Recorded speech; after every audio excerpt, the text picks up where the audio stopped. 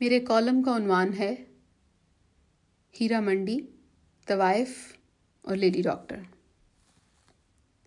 دو پیشے، ایک انتہائی معزز، دوسرا معاشرے کا ناسور، پر ہے ایک قدر مشترک، اور وہ ہے عورت۔ کوئی عورت شرافت کے سنگھاسن پہ براجمان ہوتی ہے اور کوئی پاتال میں اتر جاتی ہے۔ یہ تقدیر کا وہ کھیل ہے جو کوئی آج تک سمجھ نہیں سکا۔ کائنات کے اسرار میں زمان و مکان کا فیصلہ کس کے لیے کیا ہے، اس پہ نہ ہم قادر ہیں نہ آپ۔ کل رات وفاقی مشیر اطلاعات لیڈی ڈاکٹر فردوس عاشق ایوان کا ایک پرانا کلپ دیکھنے کو ملا، جس میں وہ طیش کے عالم میں بازو ہلا ہلا کے فرما رہی تھیں کہ ان کا کیریئر کسی ہیرا منڈی کی طوائف جیسا شروع نہیں ہوا۔ مذکورہ بیان اور بیان داغنے والی میں پھر ایک قدر مشترک تھی، عورت۔ ان کی خوش گفتاری اور جوش کے تو ہم ان دنوں سے مداح ہیں جب وہ میڈیکل کالج میں ہماری جونیئر ہوا کرتی تھیں، اور تب بھی انسانیت کی خدمت کی بجائے سیاسی کلا بازیوں پہ زیادہ یقین رکھتی تھیں۔ بس یہ سمجھ نہیں آیا کہ انہیں کیریئر کی مثال کے لیے ہیرا منڈی کا انتخاب کیوں کرنا پڑا۔ گستاخ اکھیاں کتھے جا لڑیاں۔ ہیرا منڈی ہمارے معاشرے کی ایک ایسی مست تصویر ہے جسے کوئی بھی دن کی روشنی میں کھلی آنکھوں نہیں دیکھنا چاہتا۔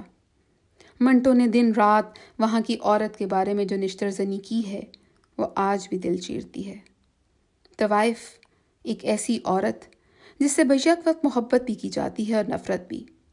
پروانے بے شمار، ضرورت کے وقت وہ سر کا تاج ہے اور ضرورت نکلنے پر پاؤں کی جوتی۔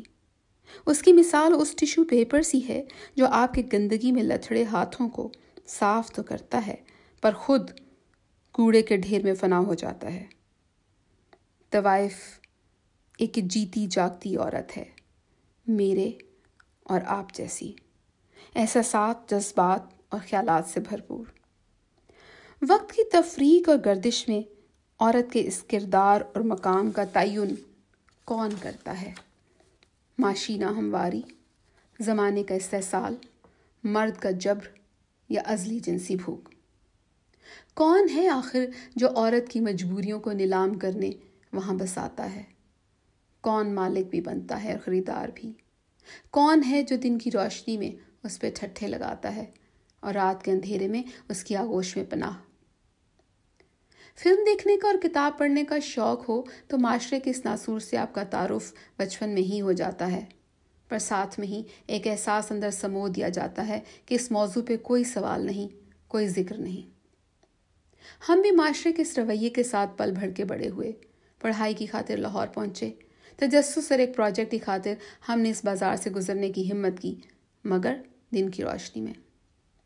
تنگ گلیاں، سنسان چوبارے، مرجھائے ہوئے پھول، آوارہ کتے، عطر پھول بیچنے والے چرسی اور اکا دکا بالکنی میں کھڑی عورتیں، میک اپ کی تہوں کے بغیر مدقوق چہرے جو حالات کے ستم کی تحریر کردہ لکیریں دور سے بھی دکھاتے تھے، اپنے آپ سے بے نیاز، گہری سوچوں میں گم، جانے گزری رات کا غم تھا یا آنے والی شب کی فکر۔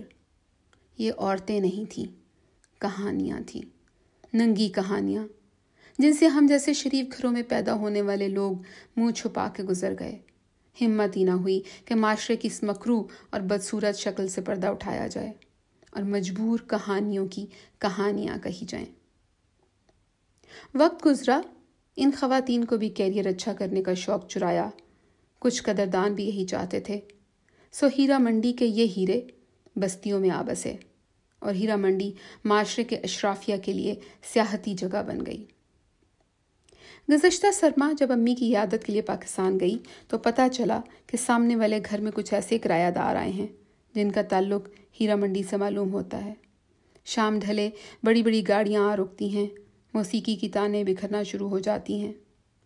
حیرانی کا مقام تھا، پر معاشرے کا چلن دیکھ کے اب حیران ہونے کی بھی ہمت نہیں رہی۔ 2 ہی دن بعد نئے سال کی رات تھی۔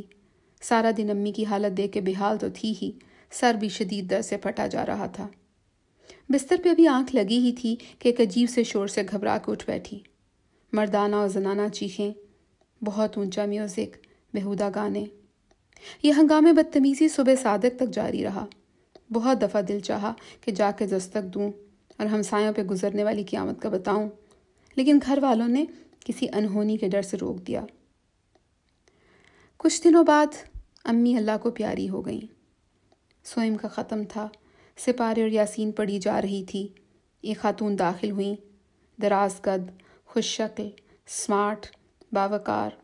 تعارف سے معلوم ہوا کہ سامنے والے گھر سے آئی ہیں۔ مجھے ان سے 2-3 دفعہ پوچھنا پڑا، کیا واقعی سامنے والے گھر سے؟ انہوں نے سپارہ پڑھا، دعائیہ ختم میں حصہ لیا، رخصت ہوئیں اور ہمارے پاس بہت سے سوال چھوڑ گئیں۔ منٹو کے مطابق کوئی وقت ایسا بھی ضرور آتا ہوگا جب طوائف اپنے پیشے کا لباس اتار کے صرف عورت رہ جاتی ہو، اور یہ شاید ایسا ہی وقت تھا۔ ہم محترمہ وزیر صاحبہ کو بتانا چاہتے ہیں کہ دنیا کے بازار میں جسم کے علاوہ بھی بہت کچھ بکتا ہے: خیالات، نظریات، حب الوطنی، وابستگی اور وفاداری۔